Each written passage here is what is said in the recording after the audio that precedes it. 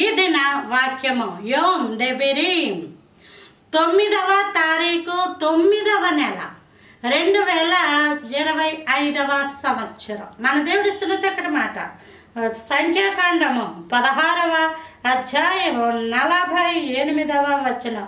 అతడు చచ్చిన వారికి బ్రతికి ఉన్న వారికి మధ్యను నిలువబడగా తెగులు ఆగెను. ఇక్కడేమవుతుంది, ఒక వ్యక్తి అతని పేరు ఫినెహాసు.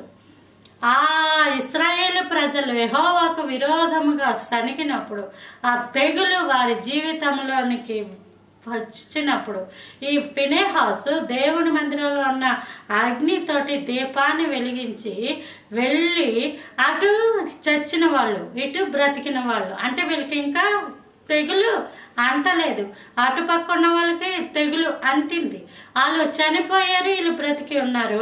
మధ్యన ఫినెహాసు లేదా దేవుని యొక్క యాజకుడు, దేవుని నమ్ముకున్న బిడ్డ ఏం చేశాడంట, నిలువబడ్డాడట. నిలువబడగా ఆ తెగులు ఆగిను.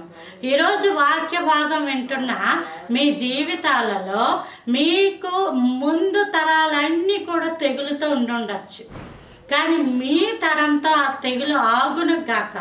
ఎలాగునా మీరే నిలబడాలి, మామూలుగా నించోవడం కాదు, మాట మీద నించోవాలి, యేసయ్యలో నించోవాలి, యేసయ్యలో మీరు పెట్టుకున్న నమ్మకంలో మీరు నించోవాలి, మీరు తీసుకున్న తీర్మానంలో నించోవాలి.